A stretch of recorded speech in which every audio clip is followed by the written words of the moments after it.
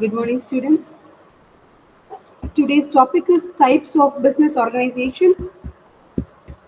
Currently, we are dealing with Unit 1. We have already learned about the different definitions of management, management as science or art, manager versus entrepreneur, and then types of managers, managerial roles and skills, then followed by the evolution of management. So, under evolution of management, we learned about the scientific management and the modern management theory by Henry Fayol, behavioral theory, and all those in the last class. Followed by today's topic is types of business organization. So here we are going to see what is sole proprietorship, partnership, and then public and private sector on enterprises. We are going to see the definitions of all these and how all these organizations work and what are the legal policies that are followed in all these organizations. So basically, we are going to learn these different types of business organization. So only when we learn all these, we can try to establish them. So let's have a recap on the evolution of management, which was the last class topic, and then we shall proceed with today's topic. So the first theory that we saw was scientific management theory. Okay, it was by F.W. Taylor, isn't it? So there were four principles that were followed in scientific management theory. It was because of the inefficiencies that he witnessed in his organization where he worked, he formulated all these principles. The first principle is replacing the rule of thumb with the scientific technologies. That was the first principle laid by Taylor. And the second one, we are going to talk in terms of harmony and not the discord, which means we are not going to discuss about the disagreements or disputes. If any disagreements or disputes occur in the organization, all those should be solved properly. Only then the work will be done more effectively. And the cooperation among the workers who involve in the work. It is not the individual who has to take the decision. Even in the decision making, all the subordinates or workers should be involved. So that was the third principle that was laid down, so that maximum output can be witnessed instead of the restricted output. So we are going to encourage the creative ideas from all the employees. Then we are going to work in cooperation. So that is what the principle says, and the development of each man to his greatest efficiency. So these are the principles. I've just added the crisp points here. Okay, I've not brought the same phrases that are given in the textbook, but the context is only this. Then the second theory that we learned in the previous class was modern operational management theory. There were 14 principles, and all these principles were laid by Henry Fayol. Okay. The first principle being the division of work or specialization. So the work should be divided among the managers as well as the workers. And based on their skill, the work should be given to them, authority and responsibility. So who has the authority? Or managers will have the authority. Okay. So they will be giving the orders to the workers on which tasks should be done on daily basis, whether it is a monthly basis and all those.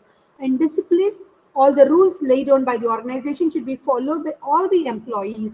Unity of command, so it should be from one single person here. And when we talk about which is the manager here, okay, for a team it is the team leader or manager, and for the first line manager it is the middle level managers, and for the middle level manager it is the top level manager, and for who will be ordering the top level manager, the management itself, followed by unity of direction. So there will be only one plan of action. That is the tagline for this, followed by the subordination of individual interest to the general interest. So whichever is brought by the employees, that should be good for the organization. Only those will be allowed. What about remuneration? Fair wages should be given to the employees. Centralization, which means it is the degree to which the subordinates are involved in decision making. What is scalar chain? Scalar chain is how the control flows from the top management to the lower level, which means from the top level to the first line manager and then to the workers, actual workers. An order, it is how it has been maintained by the managers, how will they supervise the people, how will they direct the people in the correct way. So equity, it is the equal rights which is to be given to all the workers in an organization. stability of tenure. If the people leave the organization, they should be replaced with the other people by following the recruitment policies and all those. It is with the HR team. An initiative, any creative idea that can be brought into light can be initiated by the manager. Okay, any creative idea told by the employee can be put forward to the management by the manager. And E-Spirit DCOPS is all about unity is strength. Okay. Then we learned about the behavioral theory where we dependent on the organizational behavior. Okay, how the people behave. So based on this, we learned about two theories, isn't it? The first theory is theory X, where the assumptions are with all the negative points, like people do not like to work and they are irresponsible and they feel that they cannot resist the changes and they do not have a specific ambition to work well.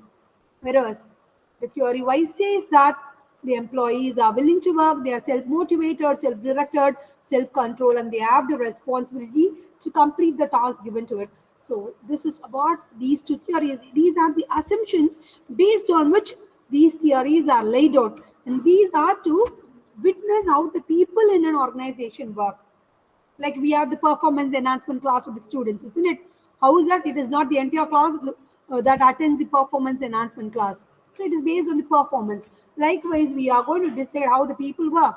So we are going to either go with X theory or Y theory and then analyze the workers' performance. Okay. Now coming back to our topic today, types of business organization. So before getting into the types of business organization, we should know what is organization. Okay, we do not have the standard definition for organization, but we do have n number of definitions put forth by different personalities like sociologists and people who involved in all these management theories, formation of management theories, and people who have written books regarding management. They have given definitions for organization. So according to that, we have few definitions listed in our slide. The first one, according to Amitai Etsoni, he has told that the organization is a social unit or human grouping which is for the purpose of attaining specific goals. So what is organization is all about? There will be the organizational goal set by the owners or the top management, and there will be a group of people to work for it. That is all about organization, isn't it? So the same is repeated in different phases by different people. So according to Amita, he says that it is a social unit or a human grouping deliberately structured for purpose of attaining only the specific goals. Okay. Whereas according to Shine, he says that it is the rational conditional of the activities of a number of people for the achievement of some explicit purpose or goal. Again, see, it is the same thing. For the achievement of goal, we have a group of people involved. Just that we cannot have just a group of people, all of them at the same level. So there will be a group of people who works for certain task, and there will be a team leader to supervise that. What about the other set of people? They might be given with other tasks. So all these should be again cooperated. All these team leaders also should cooperate with each other or among each other. So all these put together only forms a structure called organization, isn't it? So that is what is given here. So division of labor and function, and through a hierarchy of authority and responsibility. And 8 other definitions. According to Allen, it is the term which is the process of identifying and grouping of the people or work to be performed, defining and delegating the responsibility and authority. What is defining and delegating responsibility? First, we should set the goals, organization goal as such. And if the organization is involved in developing a product or a software, we have a specific goal for that particular process, isn't it? And all this should be defined well by these set of people involved. Okay, and then it should be delegated. Only the authorized people like managers will have the authority to delegate it to their subordinates, and establishing relationships for the purpose of enabling the people to work most effectively together in accomplishing the objectives. Anyways, we are in accordance with accomplishing only the task, okay, or the objectives. Next, coming to our topic, types of business organization, we have the public sector, private sector and the civil society organizations. And the combination of this public sector and civil society will be called as public sector non-profits. And a combination of this will be called as these two, private and civil society, will be called as social economy businesses. Okay. And all these put together, a portion of all these where we follow all of these features, that would be called as community economic development. Okay. So our focus is on public and private sector now. Okay. So we should know what is public sector and what is private sector. So basically, when we talk about public sector, it is an organization or a set of organizations which are held by the government. Okay, they will be owned by the government and they will be operated by the government. Say, for example, museums, national parks, and all those are held by the governments, isn't it? It is not given to the individual person. An individual cannot have the rights of museums or national parks. So all such organizations should be called as public sector. It is not for profit of a particular individual or a group of people. It is held by the government. That is why the name it is public sector. Okay.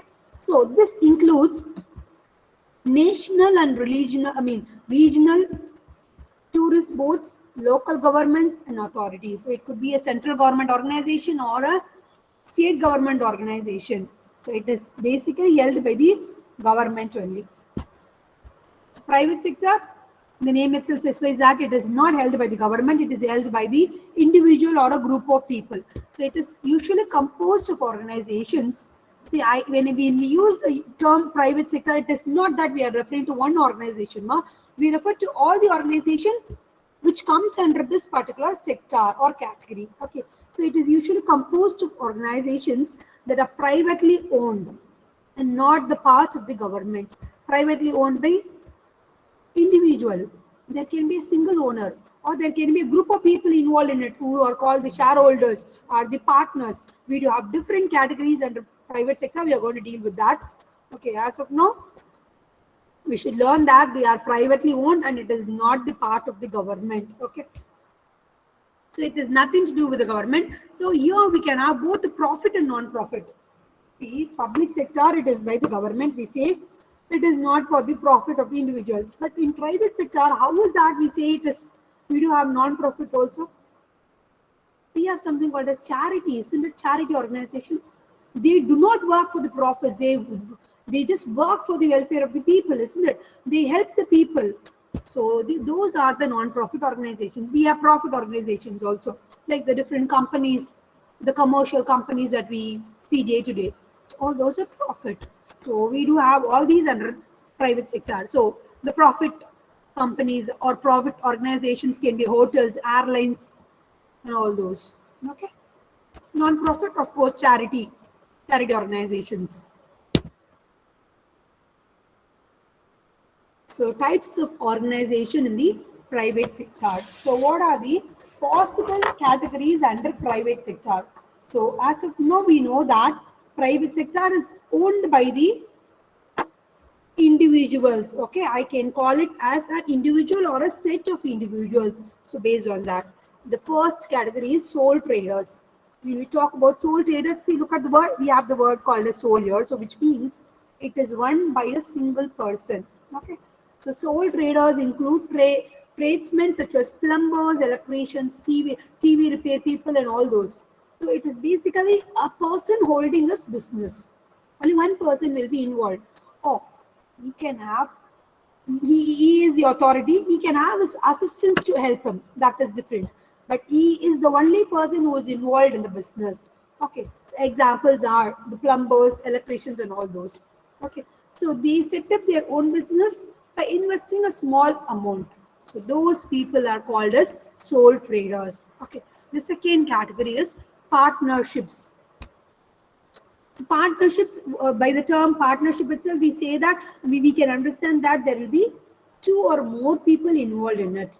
It is not individual person who is the owner of the organization. At least two people will be involved. Only then they will be called as partners. So two or more people will be involved. So they come together to share their skills, to share the work in the business. It is not just by the single person.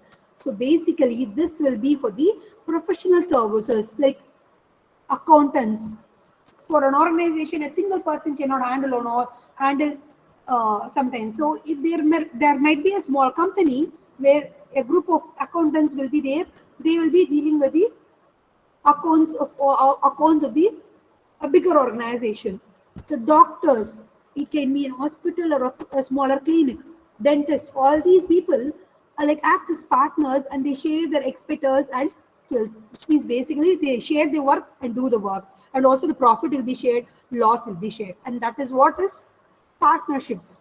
Okay. This is because if one person is on leave, the organization will still stand, will still be on work. Okay, so it will not be dropped. See, in sole traders, if the person dies, that's it. It is all about there'll not be that organization itself. It is not this organization. It is a small business run by a person. Whereas in partnership, irrespective whether the people are going to leave or whether new people join, it will still be in a proper functioning. So this is why we have partnerships in professional services.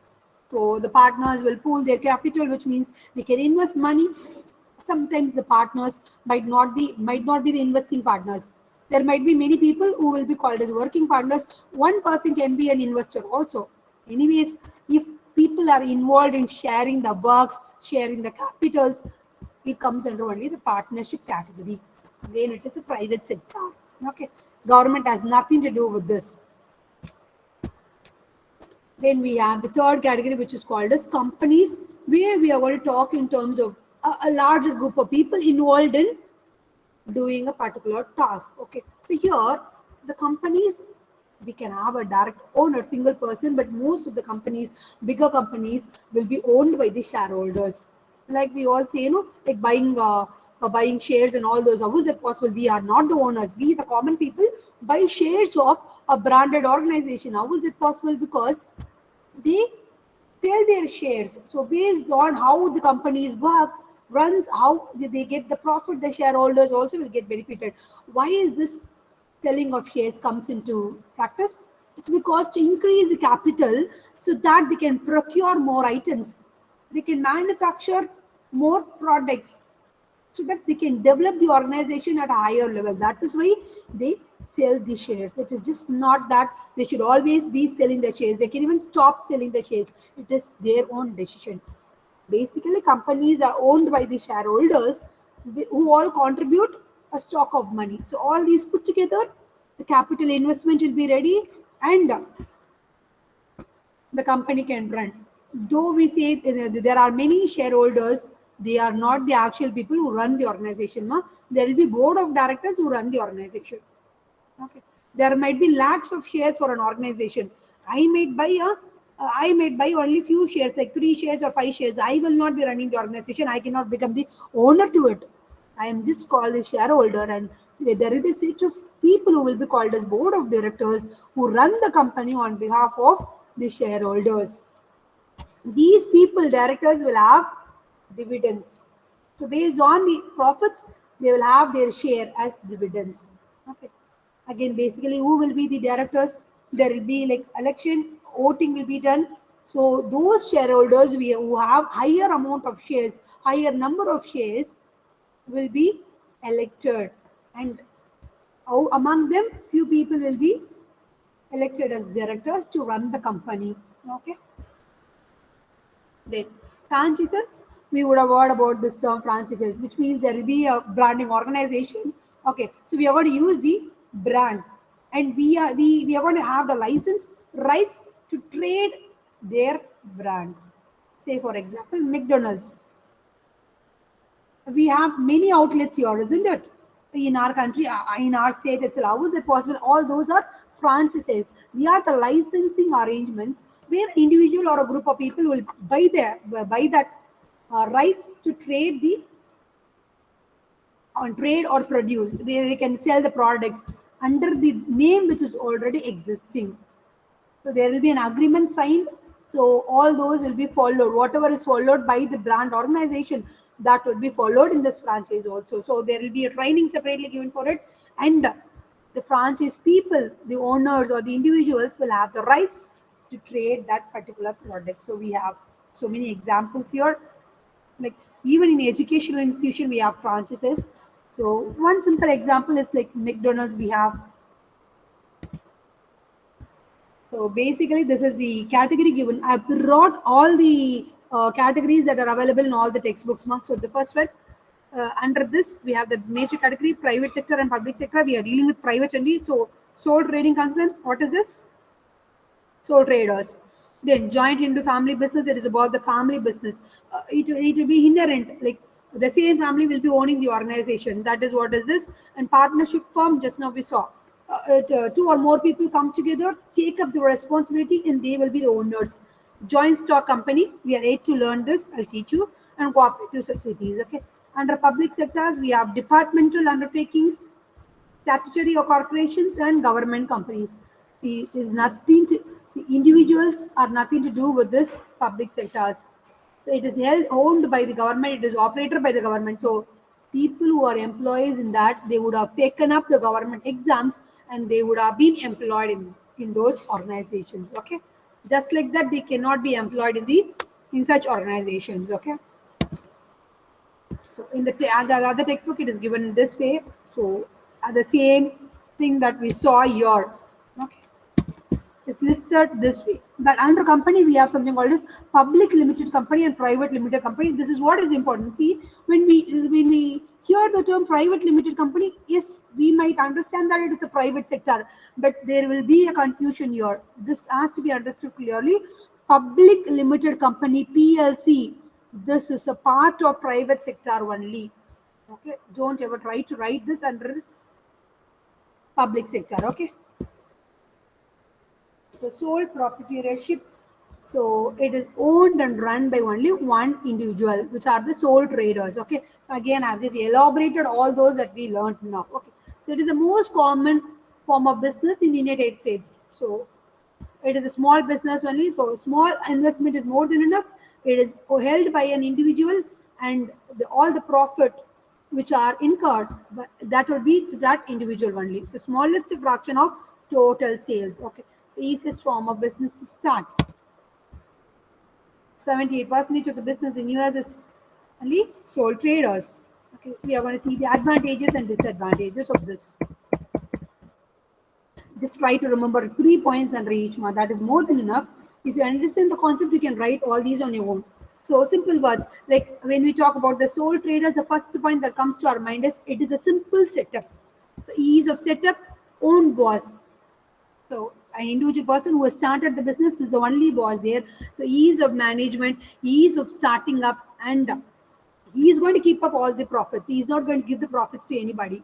Okay. So it is ease of exit. So he can start the business by investing a small amount. He can quit the business without asking anybody. And he is the only boss, and he is going to have all the profits. So these are the strengths. So what could be the weakness? Though we say that it is a small amount to start, he has to have the small amount to start the business. So hard to raise money. Even if he wants to expand his business, it is difficult to raise the money because he is the only person who is involved in it. And difficulty in raising financial capital, both means the same here. Okay. So limited size and efficiency. Limited life. Why is that? Because he is the individual. That individual is the owner. If he or she dies, that's it. The life of the organization is over. So it is limited life. So these are the disadvantage. And one main important point here is unlimited liability, which means the only person who is involved in this, the so-called boss, is responsible for all the debts and liabilities of the companies. So if he has brought a loan from the bank, he is the only person who is involved in it to pay it. All the debts are on him. Next one, partnerships, isn't it? So two types of partnerships are there. General partnership, where all partners are responsible for the management and financial responsibilities. So the work will be split, the capital investment, all those will be split. So that is what is general partnership. The second one is limited partnership. So the term itself says that not all of the partners are given the equal priority, which means at least one partner will be an inactive partner, will not be involved in taking the responsibility of the debts or obligations. He will not be a working partner. So that is what is a limited partnership called. Okay. So when this partnership is to be set up, we'll have to follow these articles of partnership. So we should learn the rules that are laid out by the government. So there should not be any disputes later on, isn't it? So how the profit should be divided and who is responsible for dividing the profit, dividing the capital amount. I mean, how much should be put in as capital by the partners, dividing responsibility, admitting new partners. When we want to expand the organization, we can admit new people also. What if some people wishes to leave the organization? They should be paid back, isn't it? All the amount invested by them should be given back to them when they leave the organization. So all these should be laid out properly. So the contract should be signed by the partners before they get into the organization or before they leave the organization. So all those should be followed properly. Only then this will work well. Most of the times this will fail because there will be dispute among the partners. In real time, I'm talking about the real scenarios. So let's see the advantages and disadvantages of this.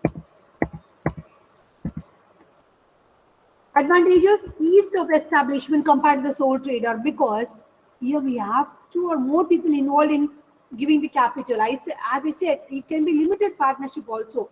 Few people who have the amount can be the investors, and few can spend or they can exploit their technical talents or skills. So minimal costs, or too much is not incurred on one person. So then focus on strength based on the skills of the partners. We can divide the work accordingly. Ease of management. So why is this called as ease here? Because there are different people. So we can split the work and we can give the different categories or different groups to be managed by each and every partner who are involved. And ease to raise financial capital larger than the sole proprietorship. Of course, easier to attract qualified workers because they can be paid well. It is not the single owner, so they can be paid well. So these are the advantages. Okay. Please don't try to memorize things. When you understand the concept, whatever comes to your mind, the advantages, you can write that. But at least go through only once at least before you write the exams. Disadvantages: unlimited liability, which means who has to take the responsibility of the debts. Okay, it is in the name of the organization. So these people should be involved in paying the debts back to the banks or from whoever it is got. So limited partner is only responsible for his initial investment. He has limited liability. So that also should be taken care. Okay. So limited life, as I said, there can be disputes, conflict between the partners. Why is this limited life? It is not a government organization. Huh? So if there is any dispute, if there are any disputes among the partners, the organization may fail. So next one, corporations or the companies. Okay, this was the third topic we saw. So it is the form of business organization recognized by law as a separate legal entity. So this is what is very important keyword here. It is an organization recognized by law as a separate legal entity. So here the corporation has all the rights to buy or sell a property. The infrastructure is important, isn't it? What if the company wants to have different branches? So it has all the rights to buy or sell property, to enter into legal contracts with the other companies also, and they can sue and they can be sued. All these are important. So forming an organization, they should get the permission from the nation or the central government or the state government. All of a sudden, it cannot be formed just like a sole trader and the other partnerships. Okay. So of course, the taxes for all these organizations will be high compared to the partnerships or the sole traders. Okay. So company's name, address, purpose, and the other features of the business all should be given to the, all these details should be given to the government along with the proof for getting the permission. So to set up in a corporation itself is a bigger deal. So shares about the stock. certification of ownership in a corporation. So that is what is stock here. So shares of stock can be sold to the stockholders or shareholders. So they become part owners in the company. As I said, we the common people can buy the shares of a bigger company, isn't it? We are the part owners. We are not the actual owners, but of course we are part owners because we have invested our money in the shares. Okay. We have different types of shareholders. We let us learn all those. So we might be given the profits. Okay, so coming to this, we have common stock and preferred stock. So we usually are, we the common people are usually given access only to this preferred stock. Okay. So common stock, it is the basic share of ownership in a corporation. So there will be a set of people who will be elected and they will be made as the board of directors and they will run the business. Okay. And we, the common people who are interested in buying the shares, we will be given with the preferred stock. Okay. All the people will not be given the voting rights. Some companies do that, but anyways, we have the guaranteed dividend, but not that are got by the board of directors. Okay. So, and we also hire professional management team to run the day-to-day activities like CEO, CFO, and all those. So all these are selected by the board of directors. Advantages and disadvantages. It is a bigger organization. Obviously, we can have a bigger capital. So ease of raising financial capital. How is that? We can sell bonds. We can have the shares being sold. So ease of raising financial capital. Okay, ability to hire many people and unlimited life because there are many people involved. So most of the time it is compared to the other thing, this will have a longer run. Okay, the ease of transferring ownership, yes, it can be done based on the investors. So we see a bigger company being sold to another bigger company, isn't it? That is what is the ease of transferring ownership. So disadvantages, startup expenses are high. Though we get the investments from different people, we the common people, being the shareholders, we will not be investing before the organization gets established. Only when it has been established well, we will be investing. So at first, getting the capital is a bigger task. So starting up expenses are high. So making the infrastructure and all those stuff is a little complicated, and owners are limited.